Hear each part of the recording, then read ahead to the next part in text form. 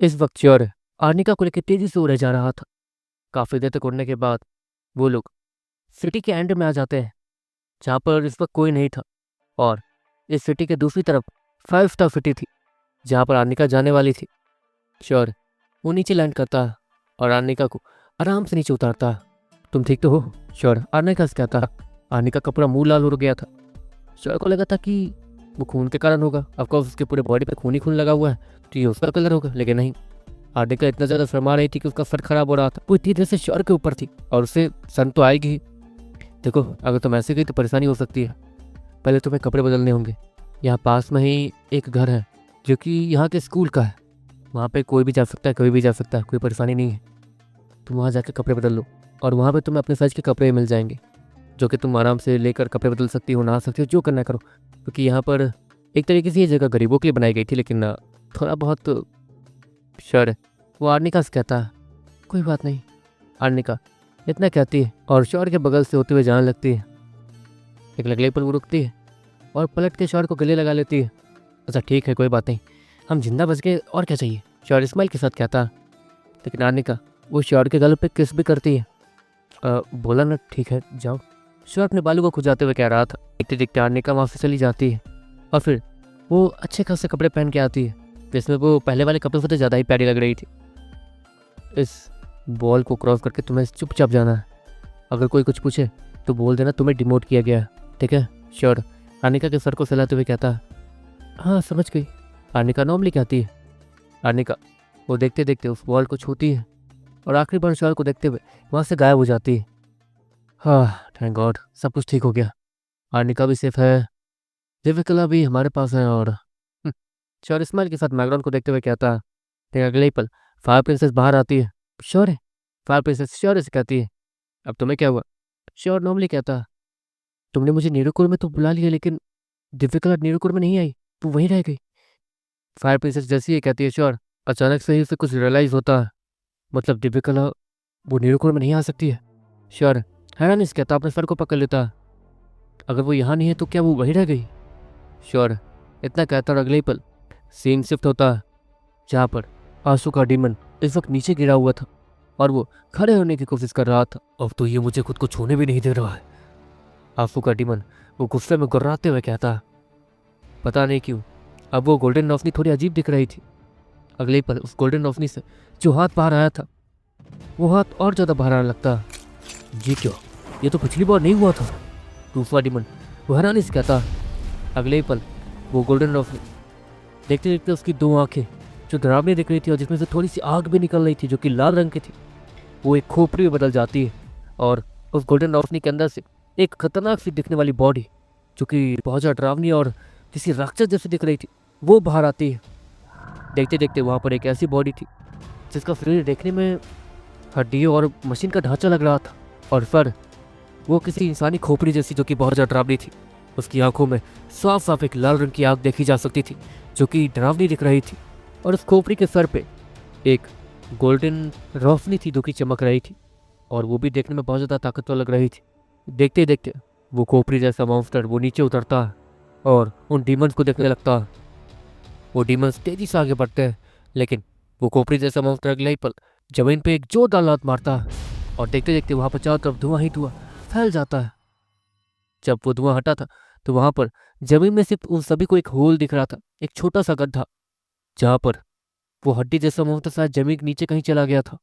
नहीं, दिव्यकला उसने अपने आप को बचाने के लिए और हमसे लड़ने के लिए हम जैसे किसी एक को ही जन्म दिया है ताकि वो उसकी रक्षा कर सके। नहीं, ऐसा नहीं हो सकता। वो दिव्यकला वो मेरे हाथों से। आंसू का डीमन वो आउट ऑफ कंट्रोल होते हुए कहता, क्या हुआ था यहाँ पर, जल्दी बताओ। वो आंसू का डीमन गुर्राते हुए कहता। बदले में वो गार्ड्स वो डरते हुए आ जाते हैं। वो यहाँ पर लीडर नितिन, उन्होंने जिन लड़कियों को रिक्रूट करवाया था, वो यहाँ पर कुछ करके गई हैं। वो गार्ड्स लीडर नितिन की तरफ इशारा करते हुए कहते हैं, लेकिन यहाँ डेड बॉडी तो इसकी पड़ी हुई है। मैंने तो बस रिक्रूट किया था। मुझे रिक्रूट करने के लिए इस ओब्रिक ने कहा था, बोला कि खूबसूरत लड़कियाँ हैं, इसे एक्सेप्ट कर लो और कुछ नहीं। नितिन वो अपने हाथ को खड़ा करते हुए कहता, जिसके बाद आंसू का डीमन वो ओब्रिक के डीमन की तरफ देखता, अब तुम कुछ बोलोगे या नहीं? आंसू का डीमन वो गुस्से से ऑब्रिक को देखते हुए कहता, मतलब ऑब्रिक के डीमन को देखते हुए कहता, क्योंकि ऑब्रिक तो मारा जा चुका था। देखो मुझे कुछ नहीं पता, वो इंसान ठरकी साला, उसने बोला कि 2 लड़कियां आ रही हैं, मुझे बस कुछ देर के लिए अकेला छोड़ दो, इसलिए मैंने उसे अकेला छोड़ दिया। मुझे क्या पता कि वो इस हालत में यहाँ पर। वो ऑब्रिक का डीमन जैसे ही क्या लगता, अगले पल आंसू के डीमन के हाथ लंबे होते हैं और वो ऑब्रिक के डीमन को पकड़ लेता, क्योंकि अब स्ट्रगल कर रहा था। यहाँ पर हमारी तादाद कम है इसलिए तुम चिंता हो। इतना कहने के बाद आंसू का डीमन वो उस डीमन को दूर फेंक देता। वो भाग गया है, उसे ढूंढना होगा और हमें अपने शरीर को। 1 मिनट, क्या वो लड़कियाँ यहाँ भी आई थी? आंसू का डीमन वो कुछ सोचते हुए कहता, जी वो यहाँ नीचे भी आई थी। ऑब्रिक सर ने कहा कि कोई बात नहीं, अंधेरे में उन्हें मजा आएगा, और उनके पीछे चले गए थे और ये सब। वो गार्ड जैसी ही कहता, आंसू को सोचने लगता और नीचे की तरफ देखता। अगले ही पल आंसू का डीमन और बाकी डीमन अपनी जगह से गायब होते हैं और तेजी से नीचे जाते हैं जहां पर वो दरवाजा खुला हुआ था। नहीं, ऐसा ऐसा नहीं। इतना कहने के बाद आंसू का डीमन डरते हुए आगे जाता है, जहां पर सामने एक अजीब सा पत्थर का कुछ बना हुआ था, और उस पत्थर के ऊपर शायद कुछ होना चाहिए था जो कि वहां नहीं था। नहीं, वो जो भी थे उसके बारे में पता करो अभी। वो जो भी था, जो यहाँ आया था या फिर आई थी, उसने हमारे 8वें डीमन जनरल को किडनैप कर लिया है, या फिर उनके शरीर को अपने साथ ले गए हैं। हम डीमंस को सिर्फ बलि चाहिए होती है तो वहाँ जिंदा होने के लिए, इसलिए हमारे शरीर को मरा हुआ नहीं माना जाता। वो हमारे 8वें डीमन जनरल को ले गए, मतलब उसके पास ताकत तो होगी, बहुत ज़्यादा ताकत, इसलिए वो ऐसा कर पाई। बस पता करो कि वो कौन है, जल्दी। कैमरों में बहुत कुछ रिकॉर्ड हुआ होगा। आंसू का डीमन सभी से कहता है और सारे डीमन तेजी से ऊपर जाते हैं और कैमरास को खंगालने लगते हैं। वहाँ पे बहुत कुछ हुआ था, लेकिन यहाँ पर तो कोई भी कैमरा थे नहीं, और यहाँ पे अंधेरा ही था, तो कैमरा लगाने का कोई मतलब भी नहीं था। शौर्य वहाँ आया, क्या हुआ, वो सब कुछ वो लोग नहीं देख पाए थे। लेकिन बीच शहर में एक अजीब सा गड्ढा बनते हुए उन लोगों ने जरूर देखा था, एक अजीब सा होल, जहाँ से शायद कुछ भी नहीं निकला था। अजीब बात है, ये होल यहाँ से हुआ, कोई नीचे से ऊपर गया था इस होल के जरिए, तो फिर कोई बाहर क्यों नहीं निकला? क्या बीच में ही कुछ हुआ? वो डीमन इतना कहता है और उस होल को अच्छे से चेक करता अंदर जाकर, लेकिन फिर भी उससे कुछ नहीं मिलता। दूसरी तरफ शौर्य और मैग्रॉन वो अपनी जगह पर बैठे हुए थे। हाँ, समझ नहीं आ रहा क्या करें, ये तो मतलब जो भी किया सब बेकार। शौर्य वो गुस्से में कहता, अब कर भी क्या सकते हैं, जो भी हुआ सो होने दो। ओह, बोल भी नहीं, और मैं क्या बोलूं, मुझे समझ नहीं आ रहा है। मैग्रॉन उसका भी सर खराब हो रहा था, उसने अब तक जो भी किया, इतना बड़ा प्लान, ये वो सब कुछ, सब बर्बाद हो गया था। वैसे अब मुंह फुला के बैठने से अच्छा हम लोग ताकत पे बढ़ाने को, मतलब ताकत बढ़ाने पे ध्यान देते हैं। ताकतवर हो जाएंगे तो वहाँ चले जाएंगे और दोबारा ले आएंगे। श्योर है। वो मैग्रॉन की बात सुनता है, उसका सर खराब हो जाता है। उन डीमंस के बीच जो इतने ताकतवर नहीं, हमें नहीं लगता कि हम दोबारा दिव्य कला को देख भी पाएंगे। श्योर। वो अजीब सा मुंह बनाते हुए कहता, कैसी बकवास कर रहे हो तुम, वो हमारी दिव्य कला है, उस पर सिर्फ हमारा हक है, वो हमारे अलावा किसी के पास या फिर किसी को मिल नहीं सकती है, तो घबराओ मत। मैग्रॉनस श्योर के कंधे पर हाथ रखते हुए कहता, लेकिन अगले ही पल उन्हें अपने पीछे से कुछ अजीब सी आवाज़ आती है, जैसे कि ज़मीन हिल रही हो। श्योर और मैग्रॉन वो अपने पीछे देखते हैं, जहाँ पर अजीब सा हाथ जो कि हड्डी जैसा दिख रहा था, वो अचानक से ज़मीन से बाहर आता है, और देखते देखते वहाँ पर एक अजीब सा हाथ वो दूसरी तरफ से बाहर आता है, और वहाँ की ज़मीन टूटते हुए वो किसी को रिवील करती है। एक अजीब सा खोपड़ी वाला मॉन्स्टर जो कि वहाँ खड़ा हो गया था अचानक से आकर, और देखने में ताकतवर लग रहा था। वो खोपड़ी जैसा मॉन्स्टर वो अपने सर को लेफ्ट राइट करके मैग्रॉन और श्योर को देखता, क्या तुम मेरे मालिक हो? वो अजीब सा मॉन्स्टर वो श्योर और मैग्रॉन से कहता, ये क्या बक रहा है?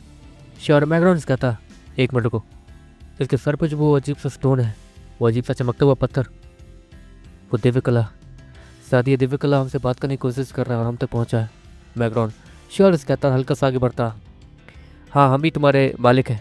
मैग्रॉन नॉर्मली उस हड्डी वाले मॉन्स्टर से कहता, तो साबित करो। इतना करने के बाद वो हड्डी वाला मॉन्स्टर अपने पंच को तैयार करता है और अपनी जगह से तुरंत ही गायब होकर मैग्रॉन के चेहरे पे एक जोरदार मुक्का मार देता है, और वो उस पंच के अंदर एक अजीब सी गोल्डन रोशनी थी जो कि सीधे जाकर मैग्रॉन के चेहरे पर लगती है, और मैग्रॉन उड़ते हुए सीधे पीछे जाकर करीब 2-3 पेड़ों को तोड़ देता है, और मैग्रॉन के चेहरे से खून भी निकलने लगता है। श्योर है मैग्रॉन को देखता है, जिसके बाद वो जैसे ही सामने देखता है जहाँ पर वो खोपड़ी वाला मॉन्स्टर श्योर के सामने था, और उसका एक जोरदार थप्पड़ श्योर को लगने वाला था। श्योर तुरंत अपने हाथ को उठाता है और डार्क स्कल ब्लेड को वो सीधे बीच में ले आता है। लेकिन जैसे ही वो अपने डार्क स्कल ब्लेड को बीच में लाता, क्योंकि डार्क स्कल ब्लेड ज़्यादा बड़ी नहीं थी और यहाँ पर नीचे खोपड़ी वाला मॉन्स्टर श्योर के ज़्यादा करीब था, इसलिए यहाँ पर जेरेक्स डार्क स्वॉर्ड और गोस्ट कटाना काम आएगी नहीं। उसके लिए श्योर को थोड़ा पीछे जाना पड़ेगा, लेकिन अब उसके लिए समय नहीं था। इसलिए श्योर अपने डार्क स्कल ब्लेड को ही बुला लेता है, जो कि ज़्यादा बड़ी नहीं थी। वो उसे बीच में डाल देता है ताकि उसका वो खतरनाक हमला उस डार्क स्कल ब्लेड पर लगे। लेकिन अगले ही पल श्योर कुछ नोटिस करता है, वो हमला जो उसके लेफ्ट साइड आने वाला था और उसने बीच में हथियार रख रखा था। अगले ही पल एक जोरदार लात वो हड्डी वाला मॉन्स्टर तुरंत ही घूम के श्योर को मार देता, जैसे श्योर भी पीछे जाकर काफी सारे पेड़ों को तोड़ देता। श्योर और मैगलॉन जैसे तैसे खड़े होते हैं और सामने उसी मॉन्स्टर को देखते हैं। तुम अभी लायक नहीं हुए हो मुझे हासिल करने के, मैं फिर आऊंगा और मुझसे उम्मीद मत रखना। वो हड्डी वाला अजीब सा मॉन्स्टर श्योर और मैगलॉन से कहता है और देखते देखते वो जमीन के नीचे कहीं गायब हो जाता है। मैगलॉन इतना कहते हुए गिर जाता है, श्योर भी वहीं बैठ जाता है। उन दोनों को काफ़ी ज़्यादा चोटें आ गई थी। ये क्या है? श्योर मैकडॉनल्ड्स कहता, ये दिव्य कला थी। जहाँ तक है इसकी ताकत तो बहुत ज़्यादा होनी चाहिए थी, फिर भी इसने हमें मारा तो हम लोग ज़्यादा घायल नहीं हुए, बस बहुत घायल है लेकिन मरे नहीं। लेकिन दिव्य कला अपनी असली ताकत का इस्तेमाल क्यों नहीं कर रही है? मैकडॉन मन ही मन सोचता है और श्योर से कहता, जहाँ तक है वो हमारे सामने आया था हमसे कुछ ज़्यादा ताकत लेके, मतलब वो शायद हमारा टेस्ट ले रहा हो। हाँ ये टेस्ट तो था। श्योर मैकडॉनल्ड्स कहता है, मतलब अगर कोई ज़्यादा ताकतवर इसे हासिल करने आएगा तो ये अपनी असली ताकत का इस्तेमाल करके उसे दूर भगाएगा, और हमारा टेस्ट लेने आएगा तो बस हमसे ज़्यादा ताकतवर होके, और वो टेस्ट लेगा कि हम उसे हासिल करने लायक है या नहीं। बैकग्राउंड श्योर से कहता, सही कहा, लेकिन उसे हराना है बस, और उसके बाद हमें दिव्य कला मिल जाएगी। श्योर बैकग्राउंड कहता, हाँ लेकिन हम जितना ज़्यादा ताकतवर होंगे वो हमसे ज़्यादा ताकतवर होकर ही हमारे सामने आएगा, तो ताकत बढ़ाने का मतलब नहीं है। हमें उसे हराने के लिए सूझबूझ, दिमाग और ये सोचना होगा कि उसकी कमजोरी क्या है। बैकग्राउंड एक शार्प माइंड के साथ और शांति से सोचते हुए मैं श्योर को बताता, हाँ जो भी है पहले हमारी हालत ख़राब हो गई है। श्योर इतना कहते हुए खूनों की उल्टी करने लगता। डीमन गर्ल बाहर आकर तुरंत ही उन सभी को हील कर देती है, क्योंकि अब तक श्योर ने डीमन गर्ल को और म्यूटेंट ग्रासहॉपर को, उन दोनों को ही ब्लड विंड लेवल पे पहुंचा दिया था, इसलिए वो दोनों अब बहुत ज़्यादा अच्छे साबित हो सकते थे किसी भी लड़ाई में। लेकिन अब बस श्योर को थोड़ा समय चाहिए था अपने सारे बीस्तों को ज़्यादा ताकतवर बनाने के लिए। देखते देखते श्योर और मैगलोन अपने घर आ जाते हैं और वह आराम से लेट जाते हैं। हाँ उन्हें कुछ पता न चला। फायर प्रिंसेस को मेरे साथ वैसे एक दो बार ही देखा गया है, लेकिन हम दोनों किसी कैमरास में एक दूसरे के साथ कभी देखे नहीं गए। लेकिन परेशानी तो हो सकती है, कहीं मैं फंस गया तो। श्योर मैगलोन से कहता। अगले पल दरवाज़ा खटखटाने की आवाज़ आती है। श्योर वो दरवाज़ा खोलता और देख के हैरान हो जाता है। सामने में वो आंसू था, जो कि उसी डीमन का होस्ट था। अंदर नहीं बुलाओगे? वो डीमन वो अंदर से कहता है, शौक से अंदर आओ, मना थोड़ी किया। श्योर डॉबली इग्नोर करते हुए कहता है और जाके बिस्तर पर बैठ जाता है। कि चोटें कैसी आई तुम्हें? हाँ वो आंसू का डीमन श्योर से कहता है, बाहर गया था शिकार पे, बहुत ज़्यादा चोटें आई। श्योर वो इतना कहते हुए हल्का सा खून मुंह से निकालता है। अच्छा ठीक है, वैसे कुछ समय पहले तो मैं किसी लड़की के साथ देखा था। कौन थी वो डीमन श्योर से कहता, नाटक मत करो, मुझे पता है तुम कौन हो और तुम्हें भी पता है कि मैं कौन हूँ, तो प्लीज़ मेरे सामने ये नाटक करने की जरूरत नहीं है कि तुम एक लीडर बन के मुझसे बात करने आए हो। श्योर वो अचानक से खड़ा होते हुए कहता, ठीक है तो बताओ वो दो लड़कियाँ कौन थी जो तुमसे बात कर रही थी? वो डीमन भी खड़ा होते हुए कहता, आंसू बैठा हुआ था और उसके बॉडी से वो डीमन अचानक से बाहर आ गया था और श्योर से कहता, हाँ उनकी बातों से तो ये लग रहा था कि वो मुझसे कुछ उगलवाना चाहती है, और शायद कुछ उगलवाया भी हो। यही कि यहाँ के लीडर्स कितने ताकतवर हैं, कितने और तो और कैसी कैसी ताकतें हैं उनके पास, वगैरह वगैरह। लेकिन वो दो लड़कियाँ मुझे बहुत ज़्यादा अजीब लगी थी। वैसे तो मैं तो उन पर लाइन मार रहा था, लेकिन उन दोनों में से कोई मुझसे मेरे साथ सेट वगैरह हुई नहीं, तो मैंने छोड़ दिया। मैंने बस थोड़ी बहुत चीज़ें बताई थी, यही कि तुम लोग एक डीमन हो। डीमन का मतलब उन्हें तो पता भी नहीं था, उन्हें लगा कि तुम लोग मतलब डीमन पता नहीं क्या भूत प्रेत की बातें कर रहा है, वो मेरा मजाक उड़ा रही थी। क्योंकि ऑफकोर्स डीमन वो होते हैं जो कि माइथोलॉजी के एक मॉन्स्टर है, एक तरीके से डीमंस माइथोलॉजी के एक बड़े से मॉन्स्टर है, जो कि तुम लोग हो, जो कि देवताओं तक से लड़ चुके हैं, और ऐसे मॉन्स्टर्स को ही डीमन असुर वगैरह कहा जाता है। श्योर उस डीमन से कहता, तो अगर इतना ही सब कुछ हमारे बारे में पता है तो एक बात और अपने दिमाग के अंदर डाल लो, अगर मैं तुम्हारे सामने आ ही गया हूँ तो तुम्हें अब हमारे रास्ते में आने की कोई ज़रूरत नहीं है। तुम्हें चुपचाप ताकतवर बन के यहाँ से निकल जाना है। हम लोग तुम इतने समय से इसलिए कुछ नहीं कर रहे हैं क्योंकि तुम थोड़े बड़े सिटीज से जुड़े हुए हो। हम नहीं चाहते कि हमारा एक भी राज बाहर जाए, इसलिए तुम अब तक बचे हुए हो। लेकिन अब हमने बाहर के सारे कनेक्शन काट दिए हैं। तुम्हारे पास मौका है, ताकतवर होकर निकल जाओ और फिर हम इस पूरी जगह को सील कर देंगे और फिर कोई भी बाहर से अंदर यहाँ नहीं आ पाएगा, ना ही कोई अंदर से बाहर जा पाएगा। इसलिए मैं तुम्हें बस एक मौका, एक आखिरी मौका दे रहा हूँ। ताकतवर हो, टैलेंटेड हो, बाहर जाओ और जलवा दिखाओ। यहाँ पर हमें उंगली करने की जरूरत नहीं है। वो डीमन शहर के चेहरे के बहुत ज़्यादा करीब जाते हुए कहता, वैसे ये बात तुम मुझसे बहुत पहले भी आके कह सकते थे, लेकिन तुमने कहा नहीं। अच्छा हुआ मुझसे बात करने आ गए, वरना मैं बार बार तुम्हारे रास्ते का कांटा बन जाता है ना। श्योर इस्माइल के साथ कहता, तुम मेरे रास्ते का कांटा तो क्या, तुम मेरा रास्ता ही नहीं हो। तुम्हारी इतनी औकात नहीं है कि तुम मेरे सामने खड़े भी हो सको। बूढ़ी में इतना कहता और थोड़ी जोर से बोलता, जिससे अचानक से ही श्योर उसके पाँव कांपने शुरू हो जाते हैं और अगले पल उसके पाँव वो उसका साथ छोड़ देते हैं।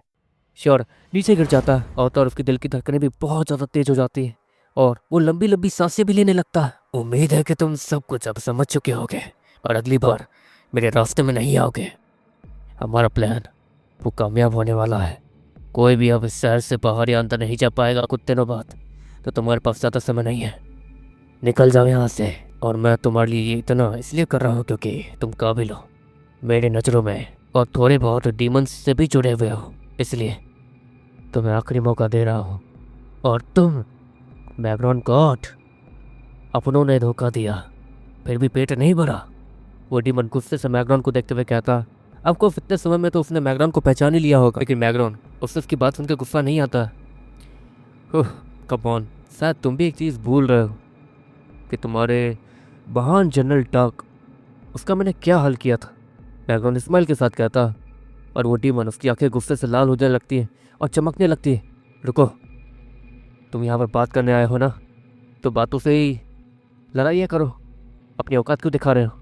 श्योर लंबी लंबी सांसें लेते हुए खड़ा होते हुए कहता, मैं यहाँ लड़ाई करने नहीं, बस तुम लोगों को आखिरी वार्निंग देने आया हूँ। मैग्रॉन गॉड, सच में तुमने हमारे लीडर को हराया था, हमारे लीडर ने भी तुम्हें हराया था, इसलिए तुम हमारे लीडर के बराबर के हुए। लेकिन अभी के लिए तुम्हारी औकात हमारे सामने नहीं है, लेकिन तुम्हारी हिस्ट्री काफ़ी ज़्यादा अच्छी है, इसलिए मैं तुम्हें छोड़ने आया और एक आखिरी मौका देने आया।